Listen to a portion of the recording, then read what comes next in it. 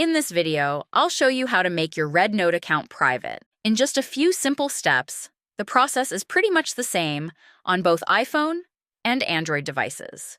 So if you're using your Android phone and you want to make your rednote account private, you can follow the steps, also open your rednote app, and then our job is to go over to our rednote profile page, and we can do that by tapping on this little profile icon in the bottom right of the screen.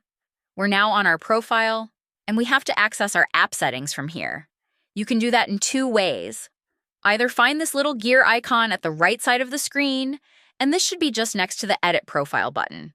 But if you don't see it there for some reason, then you'll want to tap on the three horizontal lines at the top left of the screen until this side menu appears, and then find and click on the Settings icon.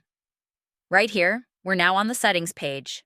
And let's select this Privacy Settings option, which should have a little lock icon, and that will open another page in the app where we have the ability to change and customize a bunch of things related to the app.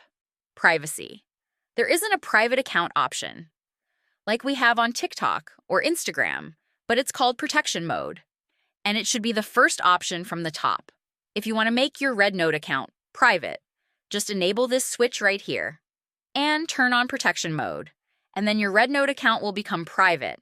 If you have any questions or suggestions about this whole process, then make sure to leave a comment down below, and I'll see you in the next video.